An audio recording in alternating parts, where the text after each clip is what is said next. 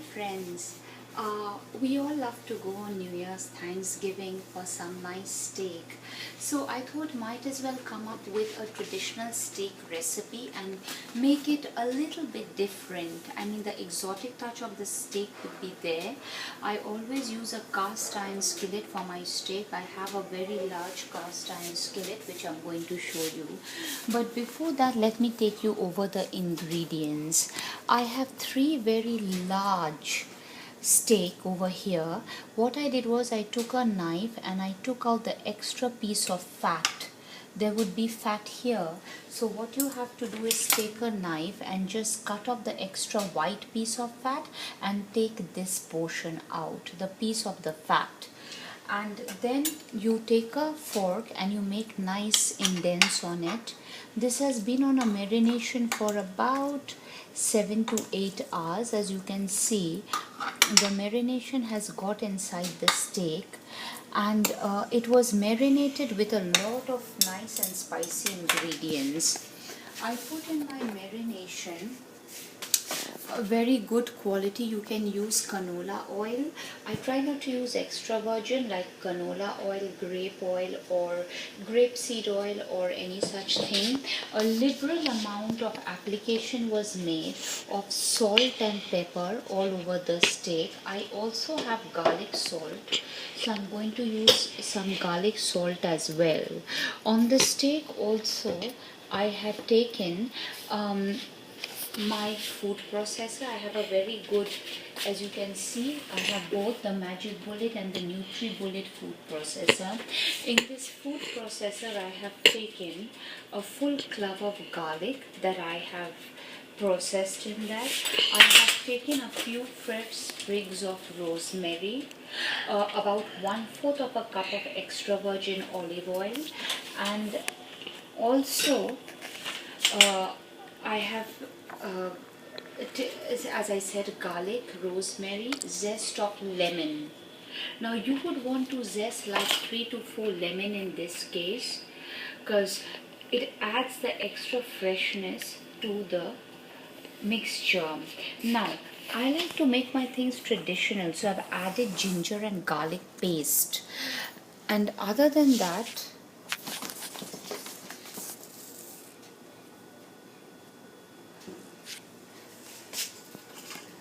I've also added an entire tablespoon of butter to my blend mixture. Butter, olive oil, garlic. There is a very good Montreal steak seasoning here which I added. And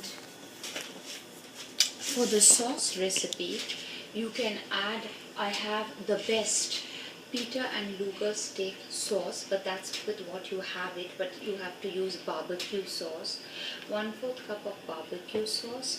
It can be mixed with some hot sauce, extra virgin olive oil. All this sauce combination has to be added. Paprika has to be added in that, and everything has to be rubbed very well for the steak searing, other than an entire stick of unsalted butter. Now, I wanted to make it traditional, so I've added like a teaspoon of cumin and coriander powder, because we are Indian people, we like our food extra spicy. So here I have my mixture. I've added cumin, coriander powder and red chili flakes as well. Other than that, I've also added some fresh parsley on my steak, and I've kept it in marination in the refrigerator for 7 to 8 hours. Hi friends, welcome back. My French onion soup for Christmas Eve is ready. Just look at it, it's bubbling nice and hot. Do try this, it's just awesome. Here I have my cast iron skillet on very high heat, and this is for my steak preparation. To repeat once again, the steak was marinated with a tablespoon of ginger garlic paste. I used for the marination fresh rosemary, zest of lemon, full clove of garlic, red chili flakes. I also used a fourth of a cup of extra virgin olive oil and I processed it in the food processor. Here I have my spice rub. The mixture is of, I repeat again, it has cayenne pepper, paprika, garlic powder, onion powder. I've also put some garlic salt and parsley. 2 large tablespoons of butter was all rubbed in this. For my final sauce, I'm using Steakhouse Peter Lugar, which is the best here in New York.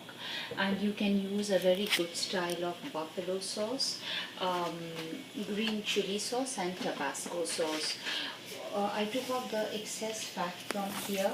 I wrap the steak in this manner on both the sides with a fork, and now in my very hot I still like to go and rub the excess fat on the steak. And now I'm going to take this steak in the cast iron skillet and I'm going to keep rubbing it in there. I'm going to garnish this before I put it on with a little bit of paprika and cayenne. As you can see, my skillet over here is very hot and I'm going to take the steak with all that marinade, and on very high heat I put some olive oil and butter. I'm going to pan sear this.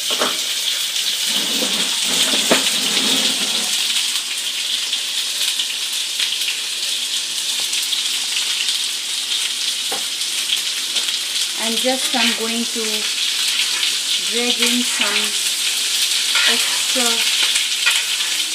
oil. It should cook about 6 to 8 minutes per side.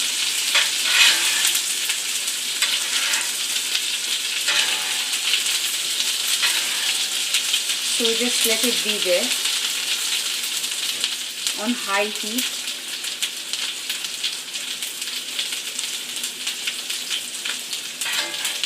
And the flavor of the garlic and everything should come in there.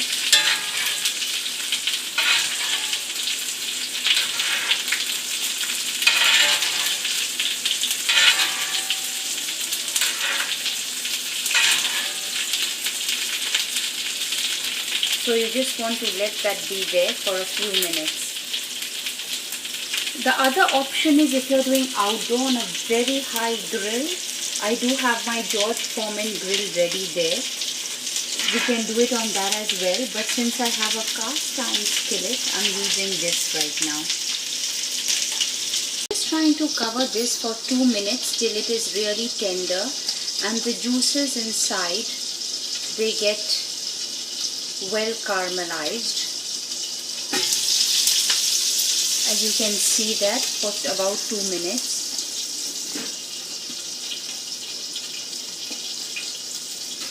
And we want to let it cook in there.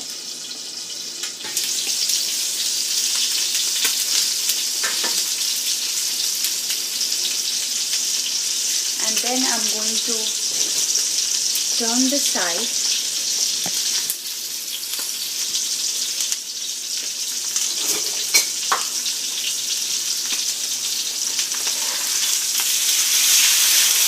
And you can see that beautiful caramelization happening there. And just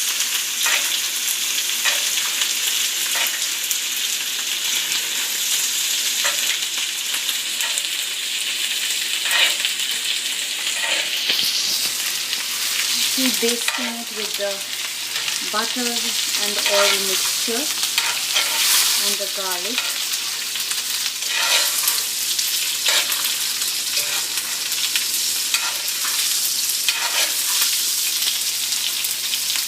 Wow, look at that.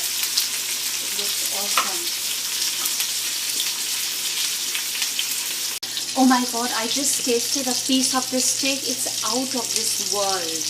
Do try this. Let me tell you, I mean, I like mine well done. You can always use medium rare preparation for your steak, and just I taste it.